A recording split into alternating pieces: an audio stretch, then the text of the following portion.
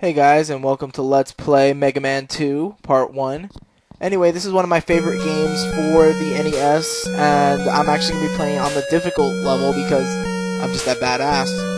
Anyway, this game was actually, the only reason this game actually ever even came into existence, it's actually a funny story, was, Inafune loved making Mega Man, and he wanted to make a second one, but Capcom didn't feel it was financially feasible. So they said that if he could get a team together to make this game late at night, they would sell it. And of course, he got a team together, and they worked hard to fix a lot of problems from the first game, and basically make this pretty much one of the best Mega Man games on the NES. Anyway, as the little title little story thing said, Wily has created his own 8 robots, as you can see here. And we can fight whichever one we please first, but we're gonna go for Metal Man first. This is probably the first boss anyone will ever face. Just because his special ability will be to throw like a saw blade, and you'll be able to actually. It's probably one of the best weapons of the entire game. Also, what I just got there was something called an E-Tank. They were introduced in this game, and basically what happens is, if ever I'm about close to death, I can go and get an E-Tank and basically reload my health. It was probably one of the best ideas they had for the game, and, I mean, it was just a good idea. And in this game you can only hold 4, but in the rest of the games you can actually hold up to 9. So that was them experimenting, and I mean, it's still a good number. You really don't need 9 E-Tanks. If you do, then what the fuck is wrong with you? But anyway, Metal Man stage has a lot of conveyor belts, and you can tell which way they're going by the arrow. As you can see, it's pointing towards, like, if I was walking towards the right, so it'll move me a little faster, but if it's going pointing left, it'll be slower for me. Those little things right there, they're pretty easy to dodge, but it's good to mill for life for them, because especially if you're playing difficulty, because it's gonna be hard for you to get any life, and a lot of things take a lot of damage from me. As you can see, like, I haven't taken really that much damage, but it's hurt me a lot. I can't get that, but anyway, shit, what I want to say. Oh, these guys right here, you don't really have to shoot the pink guys, per se. You have to shoot the little conveyor belt thing. They're on little gear bolt. If you do, they just fall down, as you can see there. You gotta be careful, though, because with the conveyor belts, they'll make it pretty easy for them to just respawn back, so you gotta be really careful what you do. Normally I try to shoot it a few times, so I can destroy it before I go way too far back. That's after I get used to the whole conveyor belt thing. We're pretty much ready to the end of the stage. Some of these stages are pretty short. Some are pretty difficult, but I'm lucky enough to know what the fuck I'm doing. Anyway, with these little square boxes, you can pretty much tell where the boxes will land. First shot, it'll launch all the boxes. If you move, they'll fall and you'll get hit. But if you are able to just stand still, pretty much they'll disappear, or they'll follow around you but not hit you. So just try to do that. Those things are just like the spike balls that we spiked things on the floor. If you're on the floor, they'll just get quicker. Anyway, that's pretty much it. We're here to Metal Man stage. Let's see if we can actually beat him without dying. Probably won't, though, because his pattern's kind of wonky if you haven't died at least once, so you can get it. He will make it a challenge. He will actually make it a priority to stay away from you. So let's try. Let's use the E-Tank and see if we can actually use that for our advantage. But anyway, he'll keep switching the conveyor belts when it flashes. But whenever you can, try to. You can actually get it into a pattern where he'll shoot those metal blades, and when they're 3, you'll be able to just like jump on the second one and dodge the third one. As you can see, I'm failing miserably here. Oh, god damn it. I can't believe I wasted that freaking E-Tank. Alright, let's try and not have that happen again. I mean, once you get the pattern down, he's pretty easy to beat. It's just really tedious because Alright, this is actually pretty funny. His weakness is technically himself. Yeah, Metal Man's attack is pretty much like a godly weapon where they were like, fuck it, let's make Metal Man's attack pretty much the weakness for everybody. Whenever you have the conveyor belt actually moving to the left, it's pretty much in your, it's pretty much priority, you could just stand still and just keep shooting him.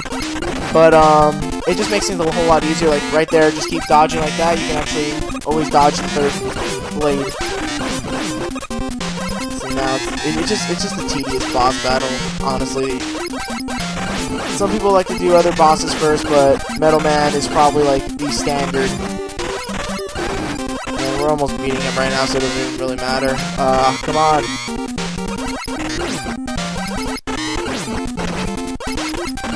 And there we go, we've beaten the first boss of Mega Man 2, Metal Man.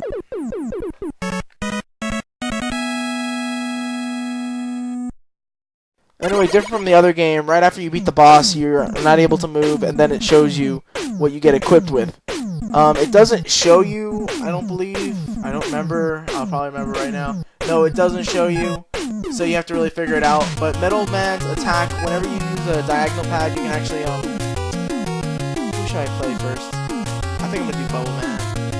Yeah, Bubble Man's weak against Metal Man's attack, so might as well get it out of the way. But, you can use a Metal Man's attack by pointing the D-pad wherever way you want, up, down, left, right, diagonal, and you'll actually be able to shoot it in different directions, so it's pretty much the best weapon in the game. It's pretty good against these little, frog guys as well, but I want to show you all how much it takes to, like, kill them with the freaking Mega Buster, especially on difficulty level.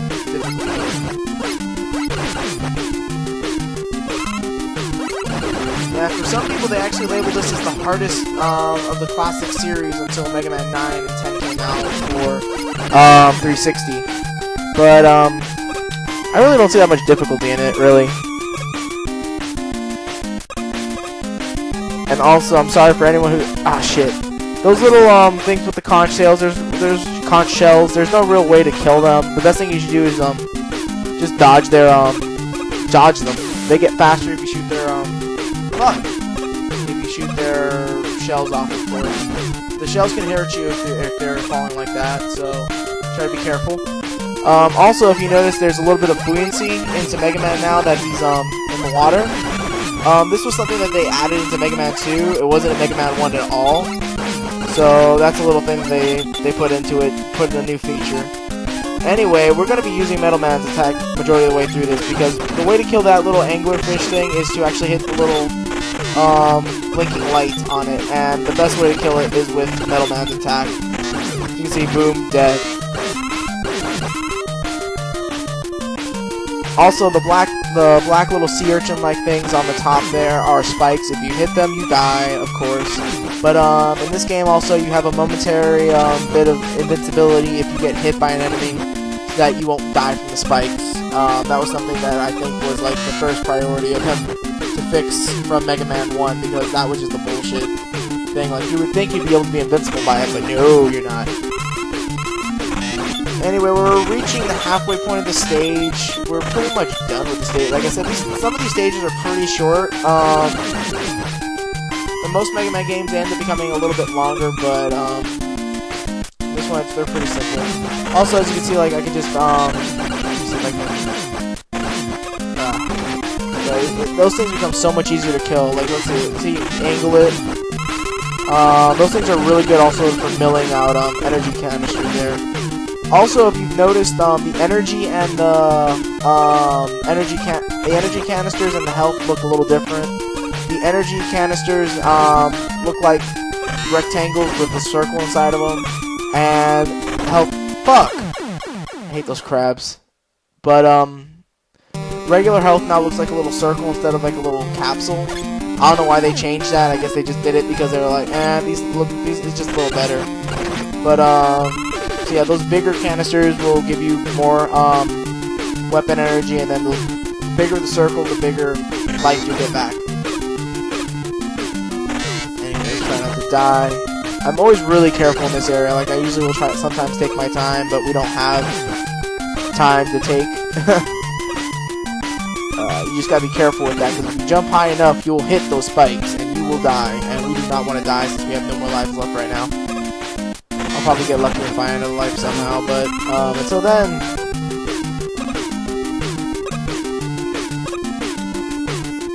I guess we don't have to deal with those anglerfish anymore. And for difficulty mode, I'm getting a shitload of fucking items. God, I love this weapon. And it doesn't take that much energy. Like, this is basically Elecman version 2.0. It doesn't shoot up, down, and forward at the same time. But it still has the same effect because you can basically shoot it wherever you want at least. So it's pretty much the best weapon Mega Man gets in Mega Man 2. I'm not gonna lie. Alright, and now we've made it to Bubble Man stage. Bubble Man's a pretty easy boss. He'll usually just shoot bubbles. You can usually kill him in a few steps before he actually has any time to really do anything. As you can see, you just keep spamming Metal Blade, and you're pretty much win. And that's pretty much it. Bubble Man is pretty much a pushover, but he has probably one of the best themes of any Robot Master ever.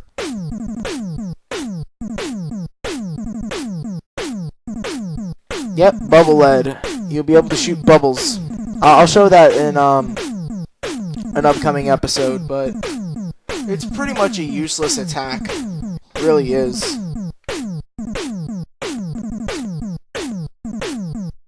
Also, this little password system they put into the game, as you can see right there. So if ever you just quit the game, it didn't save, so you had to actually do that to actually keep going with your game if you didn't want to get through it all.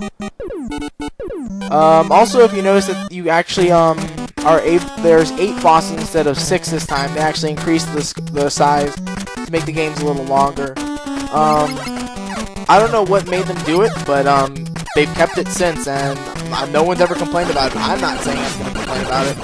Makes the game longer, a little bit more Robot Masters, and I'm not going to complain. Anyway, now we are in Flashman stage, and the floor is slippery, so it's sort of like an ice stage. And those little gun things will most of the time hit you for ridiculous amounts of damage if you aren't noticing. There was a little one up there, but I couldn't get it, so well, we should be fine. Yeah, let's see. Can we hit this thing with a Metal Blade? No, it's invincible to Metal Blade. Okay, there's one thing that's invincible to Metal Blade. Sniper Joe and a little... what the fuck is that? A little gun tank thing. There's a bunch of little ways you can move. We can't get through those little orange blocks like that until we get a something. Ooh, 1-up. Okay, that makes up for everything. Now we have 1-up. You can't use that until we use get Crash Man's ability, which is a Crash Bomb. And we won't be getting that until a little bit. Most of the time, whenever you take that jump, always forget the life because you really don't need it. You'll get an energy tank around here. Try to dodge those things because they will take so much. Like you saw how much damage it took from me. You don't need me to tell you. Try to time your jumps correctly so you can get over here and you can get yourself an E-tank. E-tanks are amazing in this game. Try to save some though because you're gonna need them for Wily Castle. No lie. You can go back through stages and actually get more E-tanks if you want to get them. But you have to get through the entire game. It's not like you can do what Mega Man X does and actually exit after the stage if you beat the boss. Anyway, we're here at Flashman stage, and he has this ability to basically freeze time and then shoot you. He's also weak against the Metal Blade. Surprise, surprise. He's also weak against another weapon. I don't recall it off the top of my head, but you really won't need it once you have Metal Man's ability, because Metal Man's a fucking beast. And I'm pretty sure it's a better ability to use than his other weakness. As you saw right there, most of the time you gotta try to be a little bit on more higher ground than him. So when he freezes time, he won't be able to shoot you like that. But most of the time you can just spam your Metal Blades and be able to kick his ass like that. Anyway, there we go. We've beaten Flashman. We've already gone through 3 bosses without a game over. Not saying it's any easier than Mega Man 1, but I mean, I'm just better at Mega Man now since I've had time to actually practice again. At the same time, this is my favorite game, so I've played this game a lot longer than all the other ones, at least. Ooh, it's flashing. Another feature they put in this game was, since, you know, we had the Magnet Beam, which is like a little special power, they have 3 special items, as they're called, to actually assist you in grabbing items and getting through different areas. I'll be showing them every time we get them. But right now we're actually running out of time, so I won't be able to show it until next episode, and we're actually going to need it for the next episode anyway, so it's going to be good. Anyway, guys, this is it. When we see each other next time, it's going to be us going up against Quickman. Until then, guys, I will see you all later. Bye, guys.